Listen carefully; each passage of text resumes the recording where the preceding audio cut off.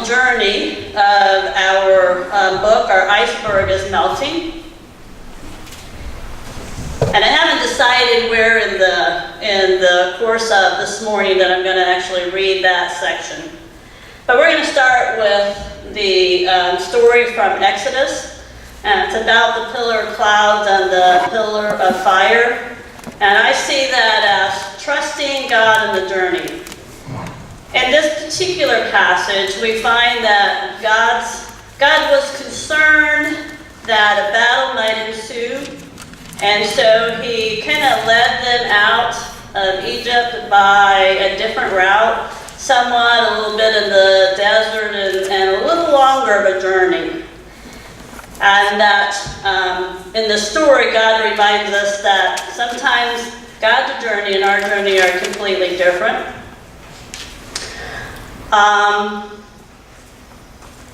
And part of this particular passage, we see kind of this scenic route that didn't cause them concern in the beginning, but later it does cause them concern.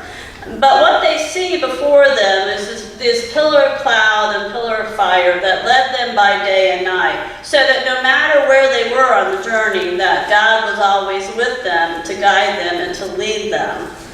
The road, I think, that they took was probably the one less traveled and unknown by the traveler, but also known by God. So in many regards, they were being guided by blind faith. Here now this reading from Exodus. When Pharaoh let the people go, God did not lead them by way of the land of the Philistines, although that was nearer. For God thought, if the people face war, they may change their minds and return to Egypt. So God led the people by a roundabout way of the wilderness towards the Red Sea. The Israelites went up out of the land of Egypt prepared for battle. And Moses took with him the bones of Joseph, who had required a solemn oath of the Israelites, saying, God will surely take notice of you, and then you must carry my bones with you from here. They set out from Succoth and camped in Etham, on the edge of the wilderness. The Lord went in front of them in a pillar of cloud by day, and led them along the way, and in a pillar of fire by night to give them the light they needed, so that they may travel by day and night. Neither the pillar of clouds by day, nor the pillar of fire by night left its place in front of the people. Then we have a reading from the book of Micah. And it is, what does God require of us, and how should we travel? And we travel in right relationship with God and with community. So the question that appears in Micah is that humankind does not necessarily understand the will of God, but they often ask God, what does God want for our lives? And in this particular passage, atonement for sins was common during the time in Micah.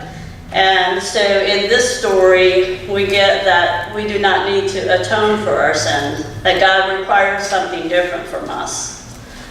Walking with God humbly allows us to do justice and to love kindness. Justice is the nature of God. It transforms and restores community, requires us to balance our personal goal with the common goal, requires us to care for the community, and requires us to build a healthy community and to transform the social structure. Love kindness requires love of neighbor and faith to the community. Walk humbly with God is an attitude of reverence and openness, requires us to live in the fullness of justice and love. Hear now this reading from the book of Micah. With what shall I come before the Lord and bow myself before God on high? Shall I come before him with burnt offerings, with calves a year old?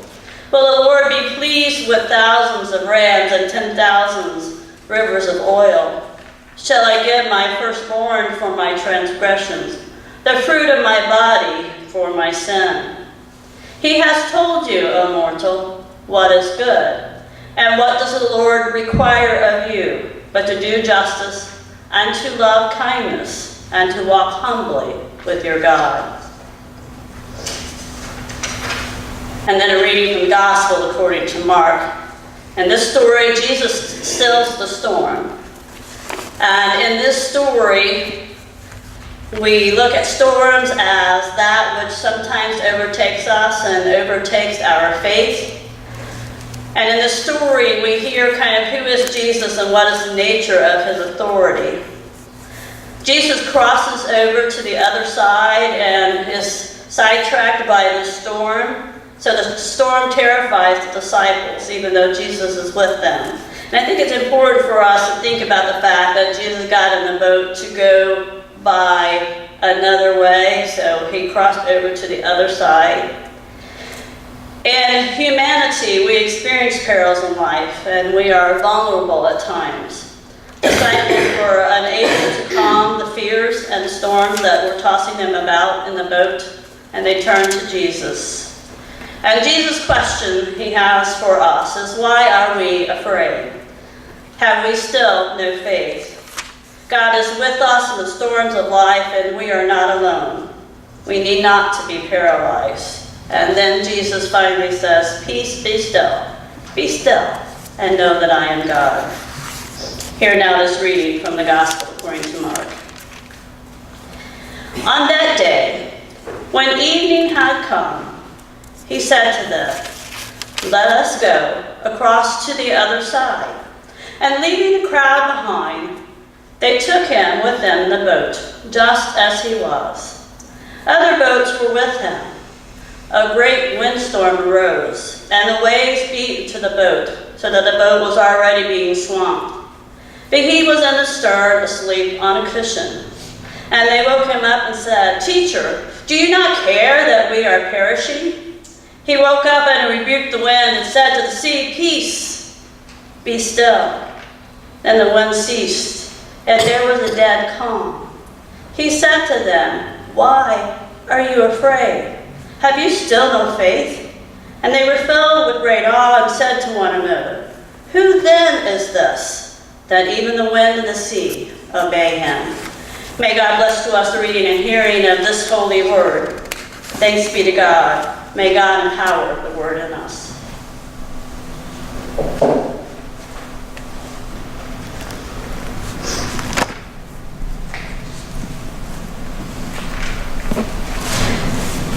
So we're on a journey, and the iceberg and our story has melted, and they had to travel, and they had to find different ways and different understanding. And so I'm going to read a little bit of the book, Our Iceberg is Melting. And by then they have traveled a couple places. And it says, you might reasonably think that our story is over, but it isn't quite. Some birds began to talk about how they had now found the perfect iceberg, and therefore tradition dies a hard death. Cultures change with much difficulty in penguin colonies and in human colonies. Alice convinced Lewis to shake up the leadership council. He was reluctant to do anything that would show disrespect for birds who had worked hard for years to help and serve the colony. Making the move while preserving the dignity of all was not easy. But Alice was insistent. When Alice was insistent, well, you know Alice. A tough selection process was created for the scouts. They were also given more fish, and their status within the colony went up even further. The penguin school system added scouting as a new required subject in the curriculum. The professor took over as chief weather forecaster, a bit reluctant at first. He poured real science into the work and came to love the job. Fred was asked to serve on the leadership council and as head of scouts. He was honored and he accepted. But he was offered a number of more important jobs. He turned them down, but he helped the leadership council find other good candidates. His lack of ambition came to be seen as great humility. The birds loved him even more. Today, the colony moves around like nomads. Most have accepted it. Some love it, some never will. Lewis retired, became the grandfather figure for the whole colony, and enjoyed his free time more than he expected. And now, a slightly more balanced Alice took his place as head penguin. As time went on, the colony thrived. It grew and grew. It became more skilled at handling new dangers, at least in part from what it had learned from the melting adventure. Grandfather Lewis became the colony's #1 teacher. He was asked again and again by the younger birds to tell them the story of the Great Change. At first he was reluctant, fearing that it would sound like an old-timer boasting about the successes, real or imagined. But eventually he saw the importance of telling the chicks in an interesting and fun way he could about the specific steps the colony had to take.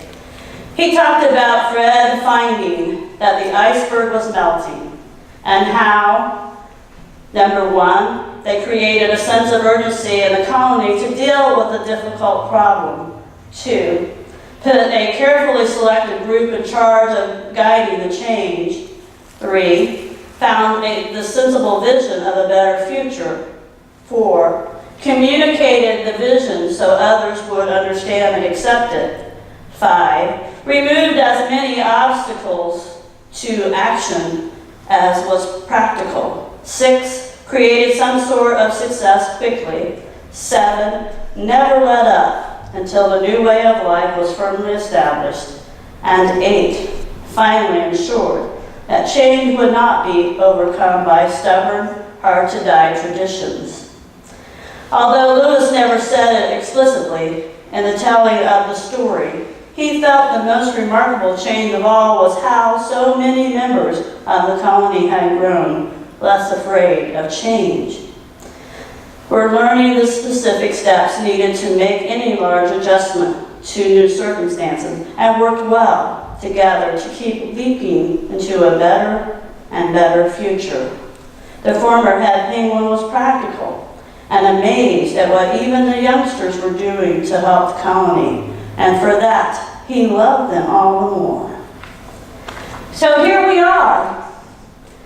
We are on this journey. Not unlike the penguins, we have to figure out what our traveling is all about. And the Exodus story reminds us that in life there is always an Exodus. And there is always a time in which we must leave from one place and move to another. And it's not necessarily a physical Exodus, but it's an Exodus in our hearts.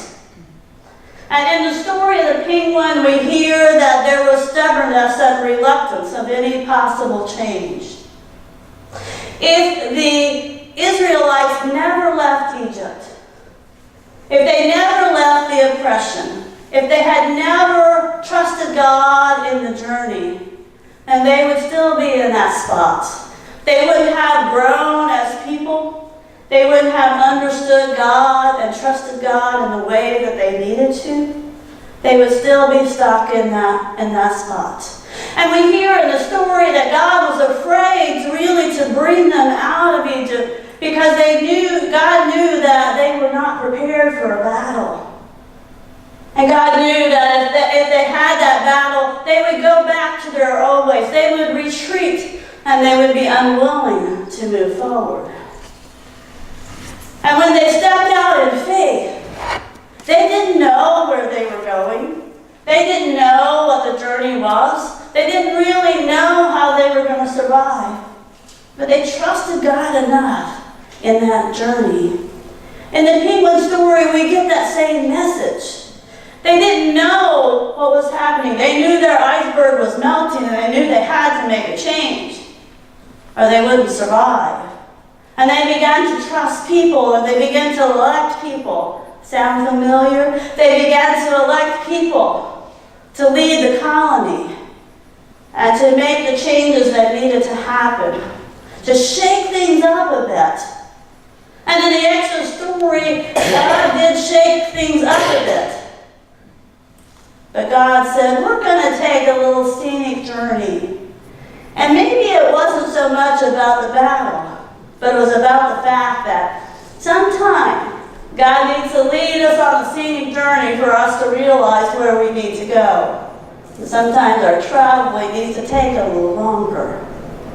And in Micah, we hear this beautiful story of what does God require of us but to do justice, to love kindness, and to walk humbly with our God. Our journey is not just about us. And the journey that we're traveling together in this church is not just about us. It's about how we love God in the journey and how we walk with God in the journey.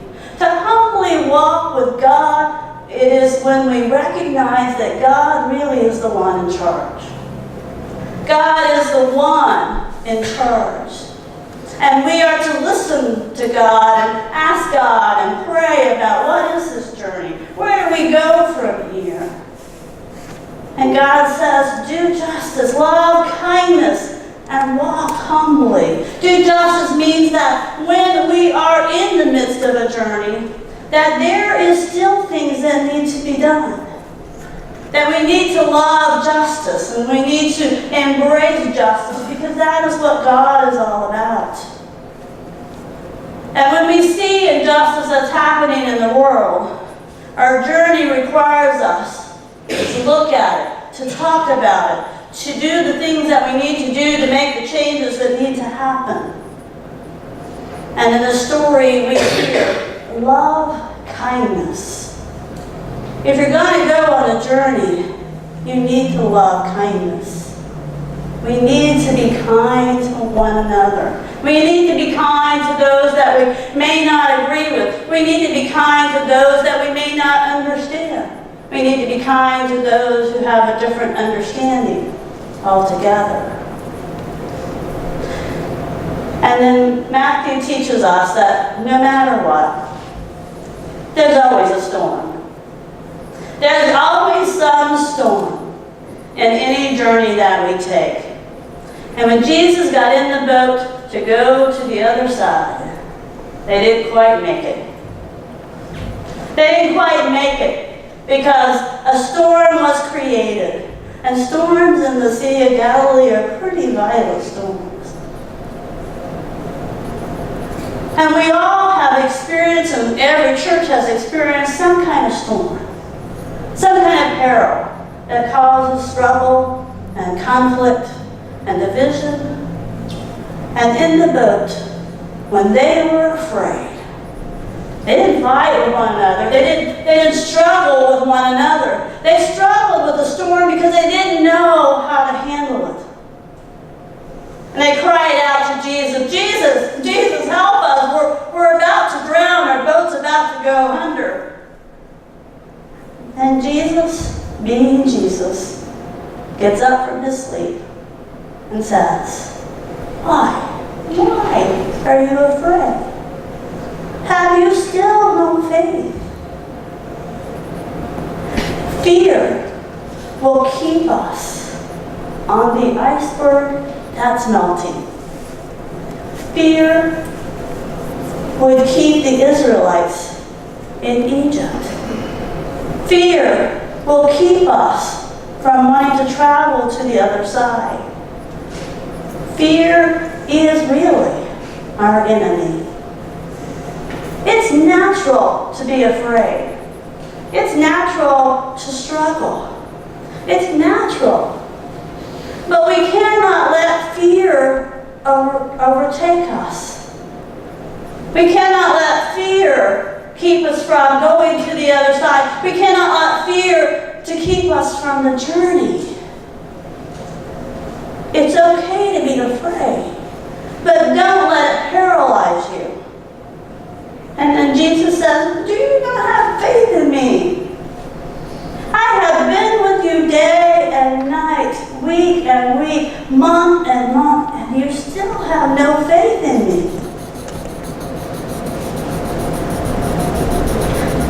Folks, we have to leave the iceberg. We have to leave the iceberg.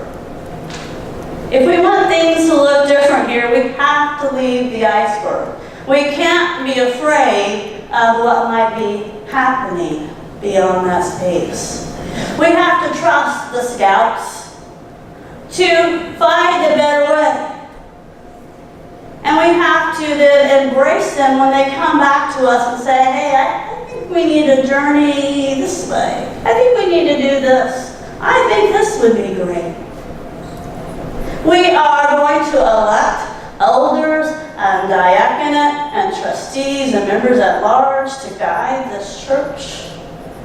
And we have to trust that their guidance is not led by fear, but by faith. And we have to be willing to challenge ourselves, to step out in that boat that may at sometimes be rocky and stormy, and love God in the midst of it, and accept our journey. What lies ahead? We don't know. Like the Israelites who left Egypt, they didn't know where they were going or where they were going to travel. But we have to trust that our journey ahead has been ordained by God, has been designed by God.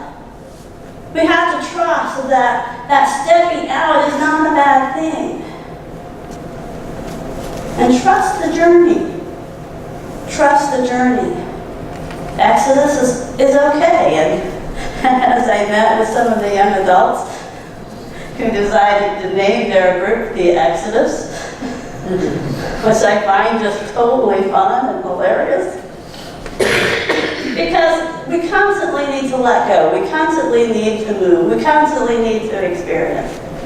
And we constantly need to allow God. I trust God.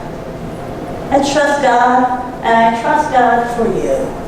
And I trust that God has something wonderful in store for you. We just have to trust that together. For wherever we are, whatever we do, may we always do it to the glory and praise of our God.